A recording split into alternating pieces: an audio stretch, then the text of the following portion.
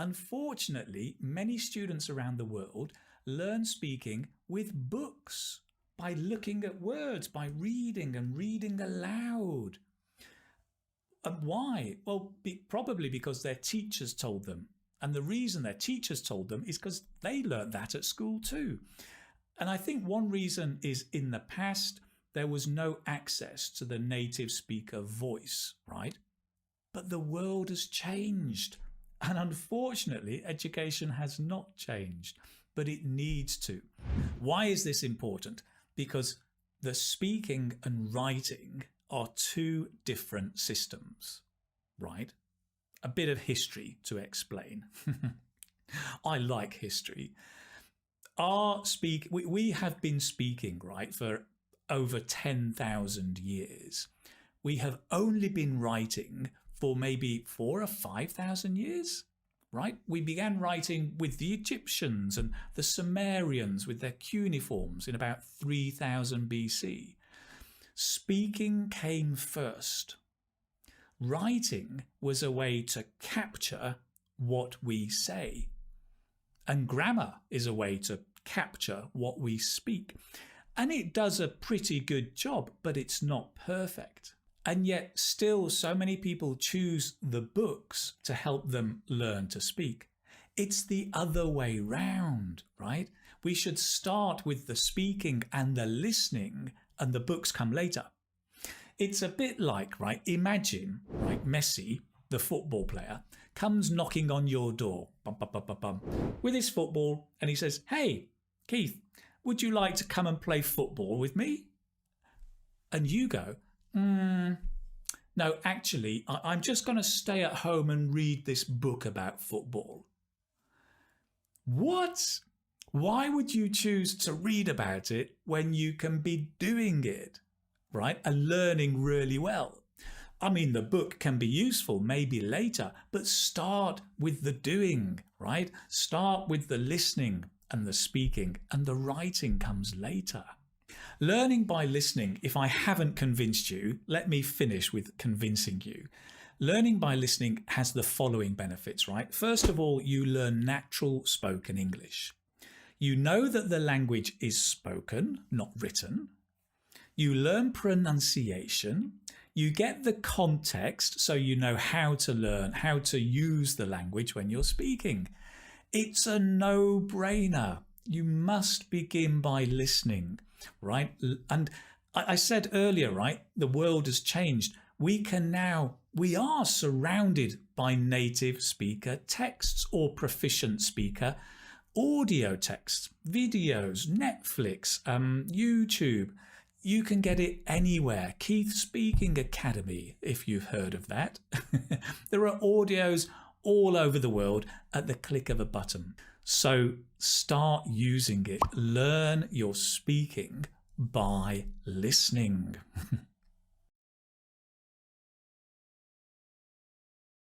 Okay, number 2, how to automate vocabulary. I love that word, automate. Great word. Keith, yes? What does automate mean? It's a good question, and I'm glad you asked. To automate something is to make it automatic, like without thinking. Do you know the phrase autopilot? To do something on autopilot. Sometimes I'm driving on autopilot.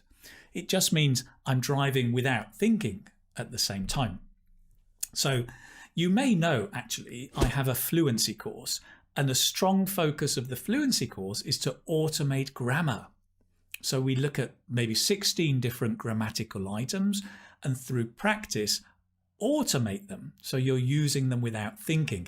Now, you can do the same with vocabulary. Automate your vocabulary. How do you do it? Very simple tip. Tried and tested method, repeat and juggle. Right? Repeat and juggle. What do I mean by that? Well, first of all, you find something to listen to, right? Remember what I said in tip number 1, learn speaking through listening. You listen to something and you repeat a word or a phrase, maybe a collocation, right? So you're listening to something, for example, an audio tape, and it says, "I love Paris." And you go, "Stop. I love Paris. And you repeat, right? That's the repeat. Easy peasy. The juggle is that you then change a word. What is juggle? Good question. Let me show you. Juggle, right? Oranges, like the magician. This is juggling. Whoa!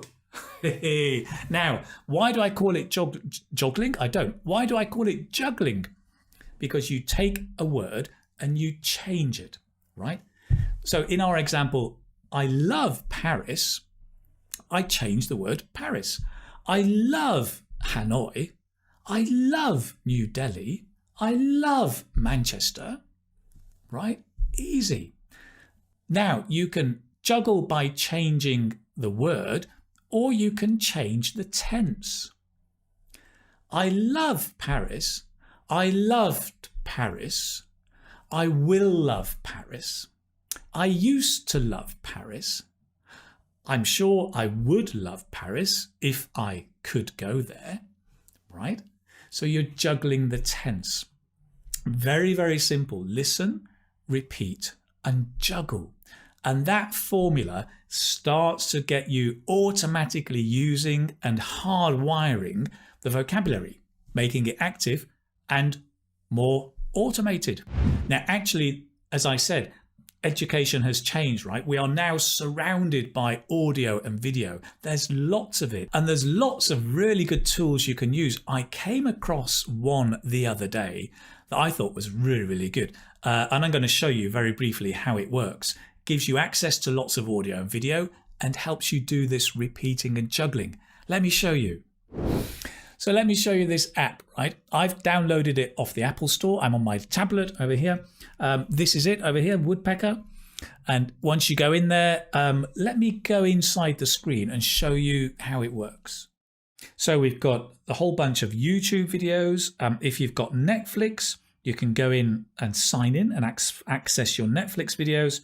You can go on the web browser and also get some websites here. And there is a built-in dictionary, I think. Now, let's imagine in YouTube, if you want to select by topic, you can. So if you're interested in, I don't know, in books, you can find all the videos which are related to books. You can also choose by the channel if you prefer, or choose by the teacher.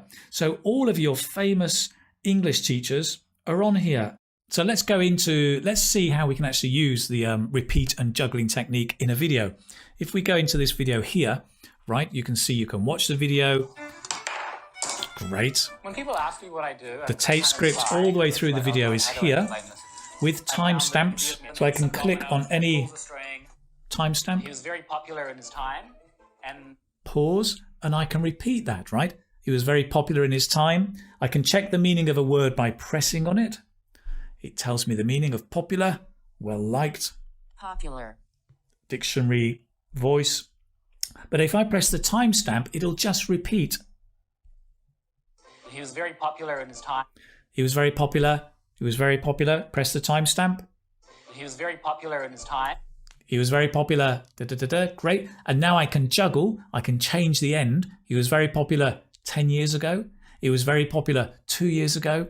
He was very popular a year ago, and so on. He was very popular in his time. Total flexibility to move around and be repeating and juggling. Absolutely brilliant. Great. So that's it. Tip number 2. Listen, repeat, and juggle. Let's move on.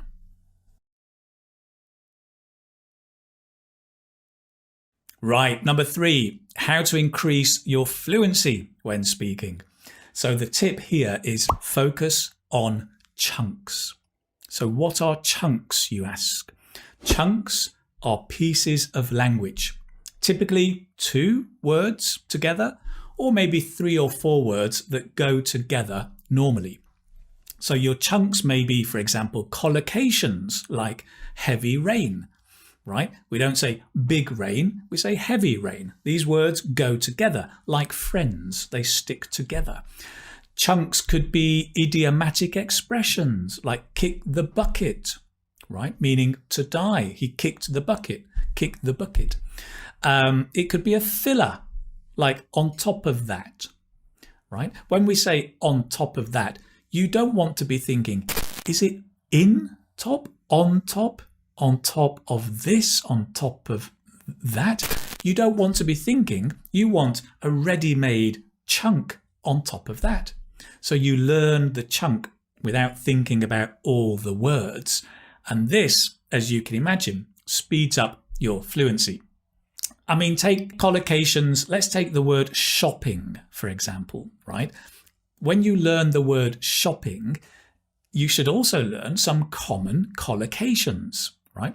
You can go to a website like osdic.com, brilliant website, give you instant collocations, and you'll find things like, well, weekly shopping, online shopping, late night shopping, a shopping spree, or shopping hours, right? These are chunks of language that if you learn them, you can use them much more flexibly. You don't have to think, right?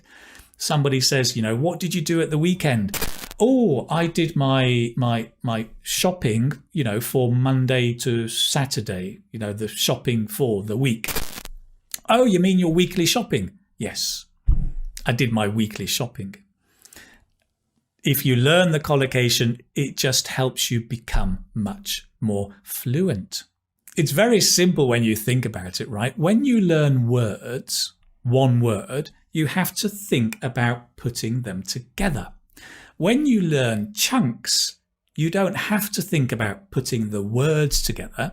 You just think about putting the chunks together. Imagine this, right? Imagine a builder building a house, and he's using bricks, and he puts the bricks one by one. He puts the bricks on top of each other. That's quite slow and takes time to build a house. But now imagine somebody has a new invention and gives him 4 or 5 bricks in a layer, glued together. And all he has to do is put the layers of bricks on top of each other. It's much faster. And what's more, the house is going to be better because it'll be more accurately aligned. It's more accurate, and it's the same with language, right? Using these layers or chunks, more accurate, it's faster. It's faster, you become more fluent. So when you're learning vocabulary, think and learn and use chunks. Let's move on. Right, tip number 4, right? How to gain confidence. Well, here, my tip for you is push your comfort zone. Your comfort zone is the area of doing things where you feel comfortable. So maybe you learn English by watching a film. You're comfortable. You read a book. You're comfortable. But then somebody says, well, listen, why don't you record your voice? Oh, no. I'm not very comfortable. No. Oh, why don't you get a speaking partner on Facebook? Oh, no. No. I'm not comfortable with that. Why don't you go and join the classes down the road? Oh, no. I'm not comfortable with that. And so there's almost a fear, if you like, of breaking your comfort zone. But when you use English in the world, you are going to have to interact with other people, speak to strangers, be nervous, make mistakes, have other people sometimes laugh at your mistakes. It's going to happen, so get used to it.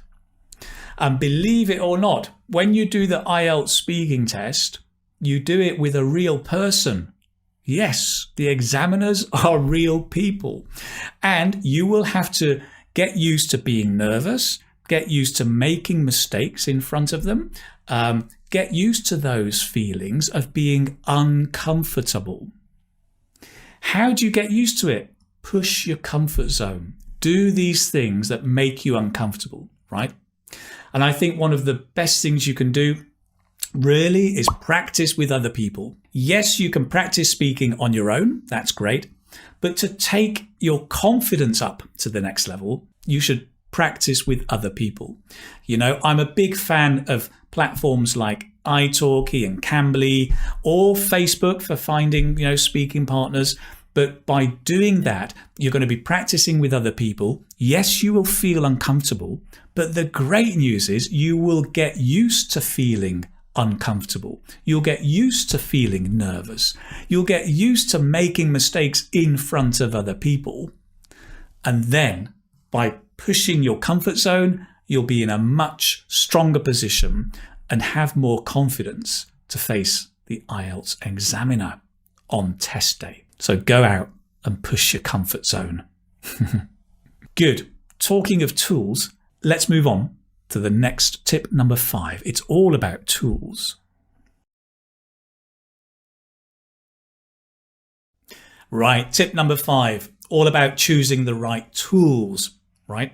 My suggestion here, tip number 5, is immerse yourself in natural spoken English. It's all well and good, right? Having a course book, having a teacher, and practicing with English, which is for students. But it's really important you don't forget the real world and that you also engage and immerse yourself in natural spoken English, which is not for students, which is used by not normal people, by native speakers or proficient level speakers of English. Why is this important? Well, because teachers are great, right? But teachers and course books normally limit the language they expose you to.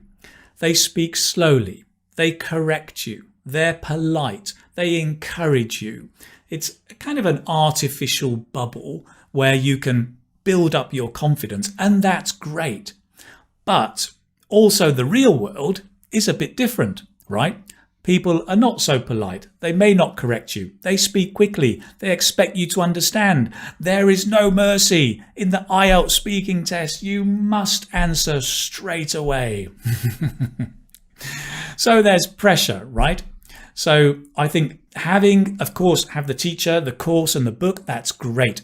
But also make sure you're immersing yourself in spoken English. And this connects with a lot of things I said earlier, right? About listening, learning speaking by listening, about using different tools.